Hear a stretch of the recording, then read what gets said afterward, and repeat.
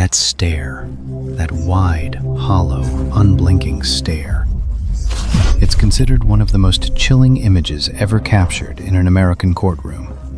Most of you have probably seen his face or heard his name. His story is one of the strangest and most notorious criminal cases in the world. But 90% of people have never heard the real details.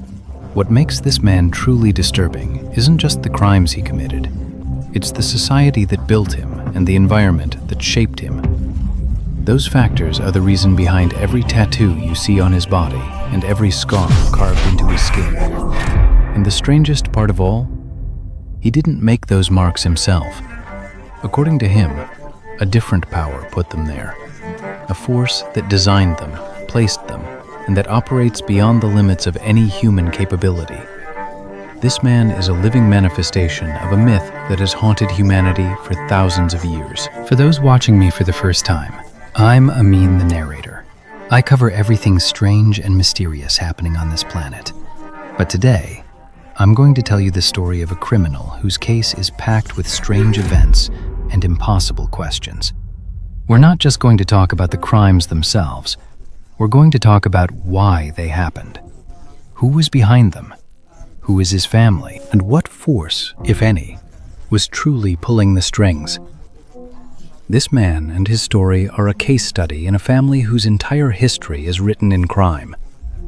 For thousands of years, humanity has struggled to understand the mysteries of this planet. The sky, the stars, the forces surrounding us. Even the most ordinary natural phenomena created enormous problems for the human mind. Lightning, thunder, disease, death. All of it was beyond comprehension. And instead of searching for scientific answers, the solution was simple and terrifying. The gods did it. Most ancient civilizations operated on the same core belief: a god who gets angry and a god who gets pleased. Angry, lightning, thunder, eclipses. Pleased, things go back to normal. The Greeks had 180 gods, each one responsible for something specific. A god for lightning, a god for thunder, a god for water, a god for war and peace. Name anything in life, and there was a god assigned to it. The Hindus have 330 million aspects of the divine. I tried to understand that number. What I eventually pieced together is that there are 33 primary deities, and the rest are their guards, soldiers, and followers. But the concept is essentially come, pick one, and worship whoever calls to you. Now, with these strange belief systems in place, dozens of myths emerged and took root. And the channel through which people communicated with these forces was always the same: the oracle, the priest, the one person who could supposedly, specially the speak to the gods, who understood what they wanted, what conditions had to be met to earn their approval. Thoughtful. And if you were living in that era and you believed any of this, you would do absolutely anything asked of you. anything, as long as the gods were satisfied. And throughout history, hundreds of crimes were committed in the name of these gods. Entire peoples offered human sacrifices. Parents killed their own children. Wars were started. Cities were burned to the ground. All under the same banner: this is the will of the god. The same logic applies to what the children of Israel did when they wiped out the Amalekite tribes, killing men, women, and children, demolishing homes, burning trees, slaughtering livestock, every living thing in those lands. The ancient Egyptians, when the Nile receded, would throw a young woman into the river to appease it and restore the flood. This wasn't a fringe belief. It existed across all civilizations, always done in the name of a higher power. But the problem was never the god. The problem was always the human being. The moment a person becomes convinced that a voice higher than themselves is ordering them to do terrible things, their conscience disappears completely. They commit acts of pure criminality while feeling entirely innocent. And this didn't stop with ancient peoples. We all said the world had evolved, that science had answered the big questions. But this phenomenon never went away. If anything, it intensified. Look at the current U.S. Secretary of Defense, Pete Hegseth. who has tattooed Deus Vult on his arm, who wrote a book called The American Crusade. A man who genuinely believes that everything America does serves humanity, and that every war America wages today, tomorrow, 100 years from now is a holy war commanded by God to guarantee human freedom. Look at Netanyahu. Every time he launches a campaign, he says, exhales sharply, "We are facing the Amalekites. We must exterminate them." The point is this: the idea never ended. It is alive and running the world right now. Now, away from the big figures and the ancient priests, there are ordinary people, unknown to anyone, who will tell you, there is a God inside me. It speaks to me. It directs me. It tells me what to do. The problem is, their God always tells them to do terrible things. Not one of them has a God who says, do something good. It's always killing, violence, destruction, abnormal, inexplicable behavior. And that is exactly what happened with Nico Jenkins, who named the madness, the psychological disorder, and the crimes he committed as acts of faith. And I'll show you at the end of this video exactly what he did in that courtroom, something that proves this belief had consumed him completely. So, who is Nico Jenkins? A young American, born in 1986 in Omaha, Nebraska. His father had a lengthy criminal record. His mother was psychologically unstable, deeply erratic, functioning far outside any normal range. His extended family, in and out of prison, like it was a revolving door. Jenkins fit right in with the family tradition. From a very young age, dangerous signs started appearing. Problems at school, extreme aggression, violent behavior toward anyone around him. Instead of improving, it escalated. He was expelled. He entered juvenile detention more than once. The first time he was locked up, he was 8 years old. By the time he turned 18, every officer and staff member at the juvenile facility knew him by name. He was a regular, in for theft, in for spraying acid on a school teacher, in for assault, back out, back in. His file never closed. According to some sources, before he turned 18, he may have already been involved in a killing, though that was never confirmed. His mother's parenting philosophy was remarkably direct. She would tell him, do whatever you want, but do it before you turn 18. After 18, they'll treat you as an adult. Any charge, any crime, you'll do real prison time for it. Jenkins never forgot that advice. Except, at the end of 2003, when he was 18 years and 2 months old, he participated in an armed bank robbery. The operation failed. Police surrounded the building. As officers moved in and the crew tried to escape, Jenkins opened fire. He shot a police officer. That officer died. Every other member of the crew received between 7 and 15 years. Nico Jenkins was sentenced to life in prison. The cruel irony? When Jenkins joined that robbery, he genuinely believed he was still under 18, off by 4 months. He thought, if I get caught, I'll go to juvenile court, maximum 3 years. He had no idea he was 2 months past the legal threshold. He got life. His first 3 years in adult prison were relatively unremarkable. Aggressive, difficult to manage, but nothing beyond the ordinary. At that point, he had only 2 tattoos on his body, one on his chest, one on his forearm. In year 3, things started to change. He withdrew completely from the other inmates. His aggression spiked to an extreme, uncontrollable level. Then, gradually, it softened.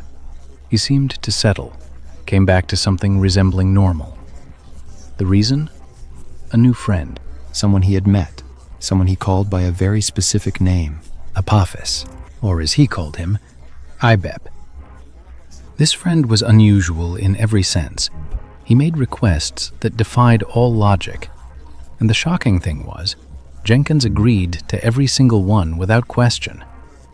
Apophis would suggest specific designs, symbols, and words for Jenkins to tattoo onto his body. Every tattoo Jenkins ever got, according to him, was designed and chosen by Apophis. The scars on his body that appeared to be from fights were actually ritual markings. Apophis chose the location, the shape, and the meaning. Jenkins agreed without ever asking why. He withdrew from everyone for a while, cut off all communication, became hostile to everyone. Every action he took was carried out on Apophis's direction. Things eventually calmed down somewhat. The conflicts with other inmates settled. Jenkins came back to interacting with the general population. But nobody could understand why he followed Apophis with such complete, unquestionedly questioning obedience. Why he executed every instruction to the letter. But one thing was clear, Jenkins was not ordinary. Size. Between 2004 and 2012, he accumulated 71 disciplinary infractions, not one or two, 71. Attacks on inmates, assaults on guards, destruction of property, drug possession, contraband, and even fashioning a shiv out of a plastic toilet brush handle. We're not looking at a man who couldn't adapt to prison. We're looking at a man who ran chaos inside prison, a career criminal operating inside a cage. And yet, despite all of that, in 2009, they allowed him a supervised leave to attend his grandmother's funeral, with his sister present. The moment the guard uncuffed his hands, he and his sister both turned and attacked the guard simultaneously. How? When had they planned it? Nobody knows. It was their first interaction since he'd been imprisoned. The second his cuffs came off, both of them moved at the same moment, without a word between them. They understood nothing except violence. After 9 years in prison, Apophis made a request that stunned everyone who heard it. He wanted Jenkins to cut out his own tongue with his own hands. To permanently end all communication with humans. No more talking. No more contact. Complete silence. Shocked. And Jenkins did it. He grabbed his own tongue and began cutting. Medical staff intervened. Multiple surgeries later, They managed to reconstruct it to near-functional condition. Nobody understood why he kept executing these commands without a single question. Then, after 10 years, the strangest event of Jenkins's life unfolded. He was asleep. Apophis woke him, told him he needed to offer one final sacrifice. Now. The sacrifice? Disfigure his own face in a specific way. The reward? The prison doors would open. Jenkins almost dismissed it. That's impossible, I'm serving life. But his total submission to Apophis was absolute. The next day, he went to the workshop, found a sharp implement, and carved into his own face exactly as instructed. Guards and inmates intervened. He was rushed to the medical unit, treated, stabilized. And a month and a half later, the impossible happened. Jenkins was called before a prison review board. After a 1-hour interview, they approved his release. 2013, 10 years served. Nobody could explain how Apophis's promise had come true. And the most staggering part, during the release interview, Jenkins told them outright he wanted to kill, that his entire family were criminals, that he felt no remorse for anything. And they released him anyway, despite warnings, despite psychological reports, despite every red flag in his file screaming that this man was a walking time bomb. They let him walk. And to Jenkins, this was proof.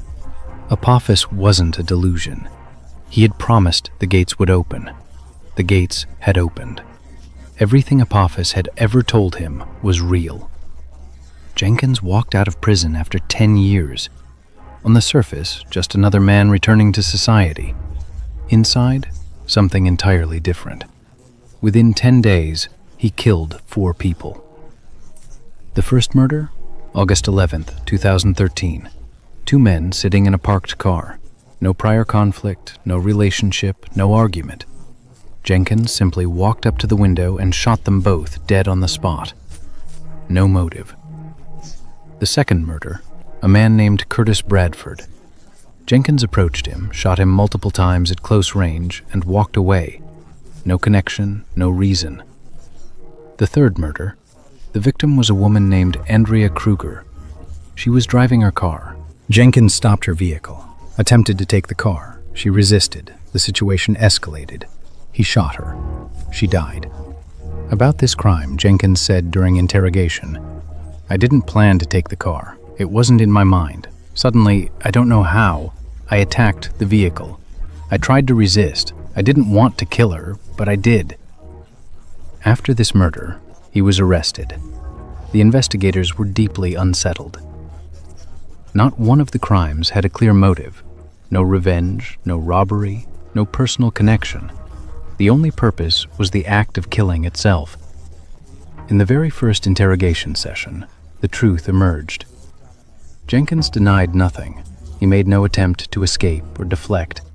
He told the investigators calmly, "I didn't kill those people. I was only following orders." They asked, "Whose orders?" And that's when Jenkins introduced the investigators to Apophis, the ancient Egyptian deity known as the enemy of light And the enemy of order, the only entity in the entire Egyptian pantheon that contained not a single trace of good, the true embodiment of absolute darkness. Some scholars call him simply the god of destruction. He was not worshipped the way normal gods were worshipped. He was venerated the way some groups venerate Satan or the Antichrist, not out of love, but out of a need to appease pure darkness. Most Egyptologists and historical sources agree. Apophis had no human form. He was the symbol of absolute chaos, destruction, and annihilation. The ancient Egyptians believed that every day the sun had to battle Apophis, because if Apophis ever won, the entire world would be swallowed by eternal darkness. According to Jenkins, he had never heard of Apophis before. He had no knowledge of ancient Egyptian mythology. The first time he encountered this entity was when it appeared to him directly, materialized in his isolation cell. From that moment, he surrendered his entire existence to it. He swore the crimes were not his doing. Apophis had taken control of his body, possessed him, and killed the Rough his hands, every tattoo, every scar. Apophis designed them and demanded them. And now, the battle between Jenkins and the law had truly begun. The central question, is he genuinely insane or fully aware and performing? Pause. If he was found legally sane, death penalty. If genuinely mentally ill, life in a psychiatric facility. In every court appearance, Jenkins behaved bizarrely, laughing out loud, talking to himself, staring directly into cameras with that now famous, terrifying gaze. The one you saw at the start of this video. Those stares made many people say, "He's clearly insane. Something is wrong with him." The psychiatric community split. Some concluded genuine, severe psychological disorder. Others concluded fully aware, masterfully performing a role. You need to watch the courtroom footage. In one session, he started shouting in a distorted, unnatural voice, behaving erratically, declaring that he was no longer speaking, that Apophis was speaking through him. When the victims' families demanded an apology, he said, "That's not my department. I was the instrument. The one who committed the crimes was Apophis. Speak to him at night. Ask him for your apology."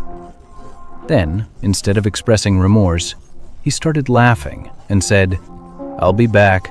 I'll do it." Begins.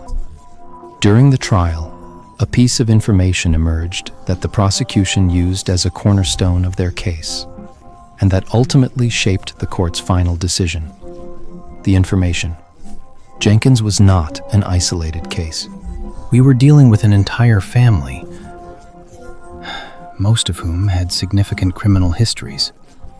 His mother had her own criminal record. Most notably, she had purchased the ammunition that Jenkins used in the bank robbery.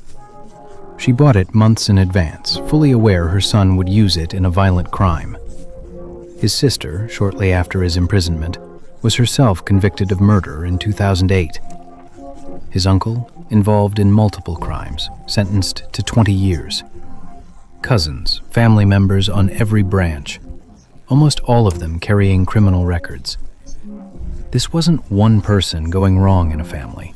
This was an entire environment built on dysfunction. Everyone in it was a criminal. Now, let that change the way you're feeling. Forensic psychology studies consistently confirm the presence of crime inside a family doesn't automatically create a criminal, but it dramatically raises the probability. A child in that environment doesn't learn About the law from a textbook. They learn it from the people around them. If the people around them are breaking the law, the child learns that breaking the law is just normal behavior. because humans learn from what they see, not from what they're told. This child grew up watching the closest people to him solve every single problem with violence or crime. His brain recorded that as the correct way to navigate life. But the law says, that's not my concern. That's not a justification. The court said, this background information only helps us determine whether he was genuinely mentally ill or consciously performing. And now, the detail that complicates everything further. They put him on a polygraph. They asked him about Apophis, about the visions, about the first time the entity appeared to him, about his belief that he was chosen as its messenger among humans. The machine registered no deception, not a single indicator suggesting he was lying. Was it real? Or was he simply a man so thoroughly consumed by his own delusion that his mind had genuinely converted it into reality? That his nervous system had accepted the fiction as clear? Complete truth. I want your opinion in the comments. Thoughtful. Where do you see the truth? Because the debate around this remains open to this day. Is he insane or calculating? Is what happened to him real or fabricated? The court ruled he was legally sane. That he was aware, that he was performing. Even though the polygraph said he wasn't lying. He was sentenced to death. The sentence has not been carried out to this day. Since then, Jenkins's IQ and mental competency have been tested repeatedly. Every time, the results show a man of normal intelligence, a man who, when he says a being spoke to him and commanded everything he did, is not lying, not according to any test. As the repetition of his claims wore on, exhaustion and resignation set in. At the start of 2026, he requested the death sentence be carried out. 2 days later, he withdrew the request. His case remains unresolved. And ultimately, Jenkins is not the first person to claim he was following orders from a higher power, nor the first to link his actions to a force beyond himself. As we've seen throughout history, people have killed, destroyed, and committed atrocities while being completely convinced they were doing The right thing. The only difference is, in the past, entire societies shared the belief. Today, it tends to be individuals, but in every case, it is the same human being, the same impulse. Thoughtful. Throughout history, there have been dozens of figures who claimed an entity was speaking directly to them. from global leaders to self-proclaimed prophets, and hundreds of individuals who claimed divine messengership.